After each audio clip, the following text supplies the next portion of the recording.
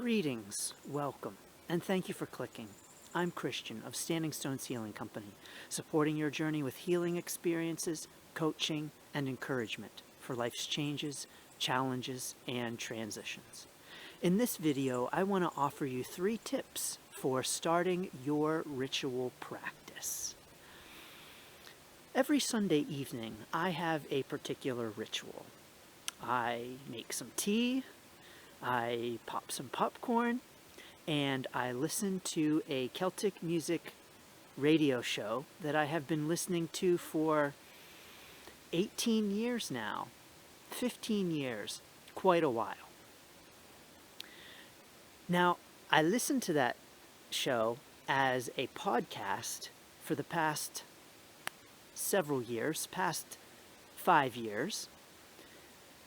No longer on the radio on Sunday evenings, but I continue to listen on Sunday evenings at that prescribed 8 o'clock time because I have set aside this time as a ritual time where I can listen to my favorite radio show, pop some popcorn, make some tea, write in my journal, and relax for the evening. I could listen to this radio show at any time, at any place, because I now listen to it as a podcast, but I've stuck to my 8 o'clock time because this is a ritualistic time that has a lot of meaning for me. I watch the clock on Sunday afternoons and I know where I'm going to be at 8 p.m. This is a special ritual and a special time for me that is different from ordinary time, or any other time, say Monday at 9 o'clock in the morning. So I've taken this simple act of drinking some tea and eating some popcorn, and I've turned it into a really special ritual. Rituals are very important, and they have been important to humans since, well, pretty much the dawn of human beings. Across all times and cultures, rituals have been used to signal changes, mark time, mark passages, and we know that Thanks, Crow. We know that ritual changes the brain. So, I have 3 tips for helping you to start your ritual practice and begin incorporating rituals into your life.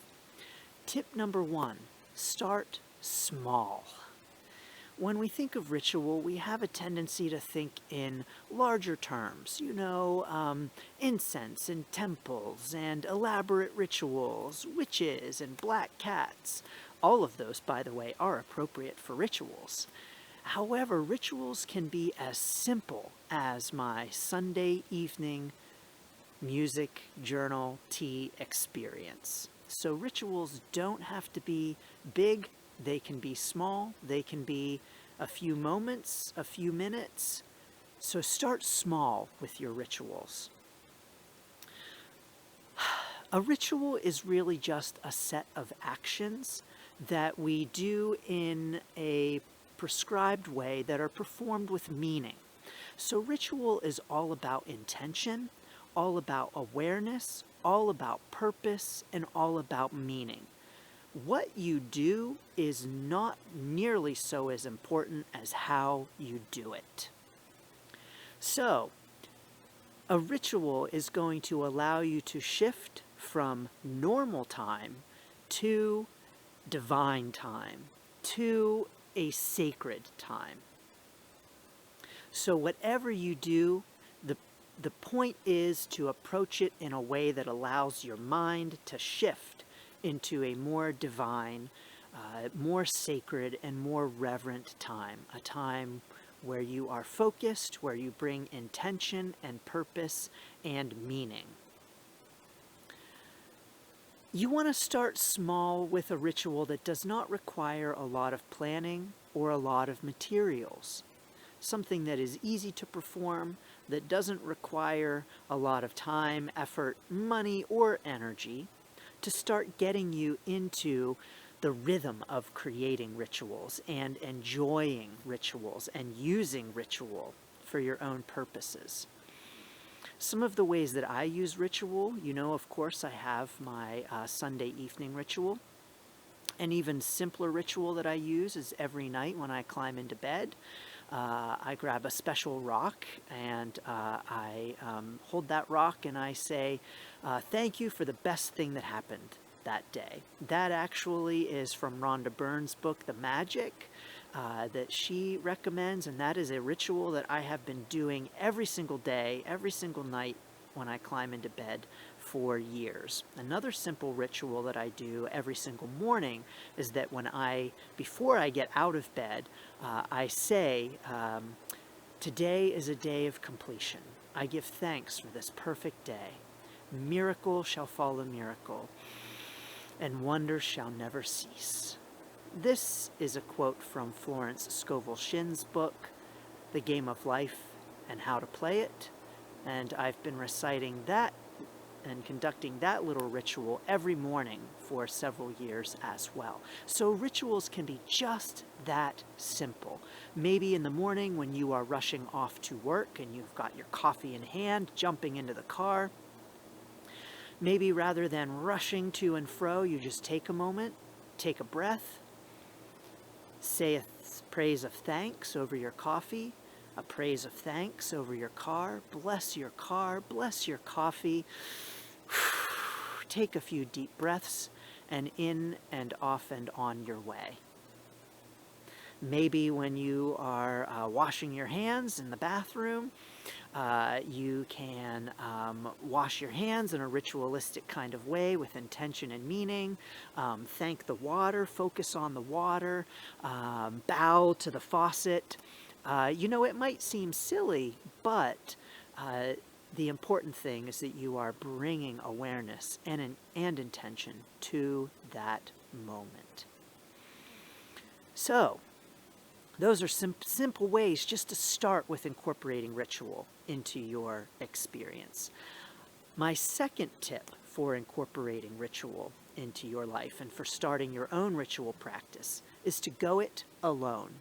Now, ritual can be a very powerful way for community building, a very wonderful way for you to create connections with others and foster bonds. So group ritual can be very meaningful when the other participants are bringing to it a level of awareness, connection, and meaning. But I'm going to recommend that when you are beginning your ritual practice, that you start conducting your rituals alone. I recommend this because it's a way for you to focus your attention, for you to be more fully absorbed in the experience. It's a way for you to minimize distraction and for you to get in touch with your feelings. When there are other people present, our attention, our focus can often be diffused and split. And so when you go it alone, especially as you are practicing ritual and incorporating ritual into your experience, it can be really beneficial for you to do this alone at first to get the hang of creating rituals, meaningful rituals for yourself. But it's going to allow you to turn your attention inward. And if you're doing things like bowing to the faucet, no one is going to be present to see that. You're not going to feel silly about doing something like that. No one's going to be there to see your silliness. So, you can really feel unself-conscious when you are conducting your rituals alone. I conduct rituals at certain intervals.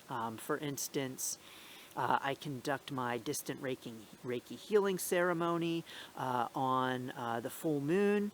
I conduct my 7-card cosmic revelation reading at New Year's. These are rituals that I do by myself because they allow for the space for me to turn inward, to focus, to connect with myself, to connect with the divine, and to do that by myself. So it allows me to be more centered and focused. Whereas if I were conducting them with others, they may take on a different kind of experience and meaning.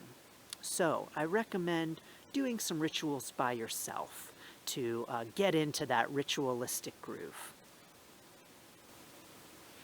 My third recommendation for starting your ritual practice is to choose a transitional time. So like I mentioned, where I'm conducting my distant Reiki healing ceremony on the full moon, or I'm giving offerings on the new moon, or I am doing card readings on New Year's. These are transitional times. You know, transitional times, things like weddings, graduations, birthdays, career changes, relocations, changes in the cycles of the earth, the full moons, the new moons, the equinoxes, the solstices. These are all wonderful times to incorporate ritual. And these are all times where rituals have been conducted for thousands and thousands of years to mark these transitional moments in our lives. The times of transition in our lives are very powerful times. These are times when we can harness the energy of moving into a new phase of life, times when we can harness the power of the earth and its changes. So transitions are very powerful, but we don't have to wait for major life transitions to conduct rituals. We are always transitioning. So we're always transitioning on a yearly basis, a monthly basis, even a daily basis. And so it's important for you to find those transitional times during all phases of our lives, all phases of our days, to conduct ritual.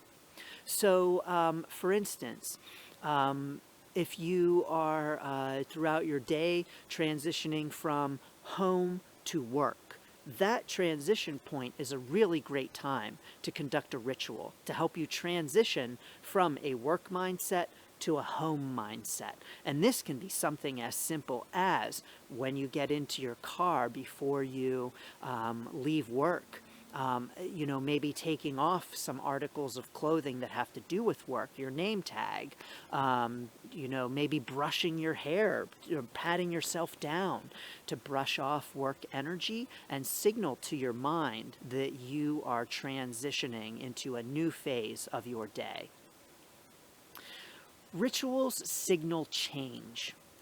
The brain registers the changes of ritual, and ritual changes the brain. We know this from research. So conducting rituals during times when you are transitioning and want to mark that transition is going to really trigger to your brain that it's time to move on, that it's time to move into a new mode.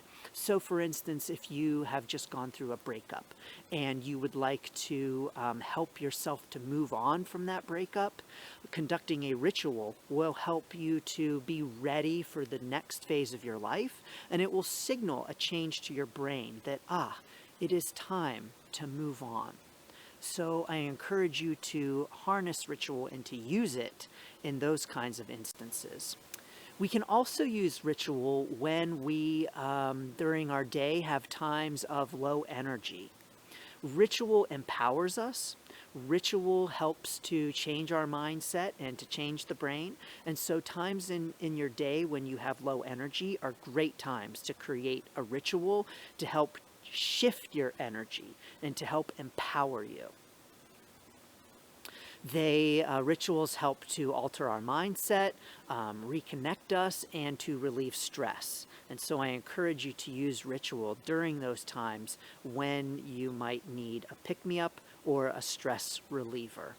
You can also use ritual when you want to create change. So when you want to have a new beginning, when you want to incorporate a new change into your life, maybe start a new habit, turn a new page. We don't have to wait for New Year's to create New Year's resolutions. We can create those at any time, and ritual can help us to signal that change and to signal to ourselves that we are ready for a fresh start. So creating rituals at those times is going to be really beneficial for you. So those are just a few tips that I have for starting your own ritual practice and incorporating ritual into your own life. It's a powerful way to deepen your spirituality, to create deeper levels of awareness, meaning, and connection, to help you to move on from one phase of life and into the next, and to help you to alter your mindset, set intention, and create purpose. If you are interested in creating change, creating newness for yourself, signaling to your brain that it's time to move on during a life change, or you would like to create a life change, please see the notes where I have a link to a free sample of my distant Reiki healing ceremony. This ceremony serves to relax you. It combines coaching, Reiki, music, and meditation, card reading, to help you in your ritual practice to move on, to create change, to help you transition into your next self. So please feel free to check that out and incorporate that into your ritual. Thank you so much for joining me in this video on starting your own ritual practice. Again, I am Christian of Standing Stones Healing Company, supporting your journey with healing experiences, coaching, and encouragement for life's changes, challenges, and transitions. Blessings, and thank you.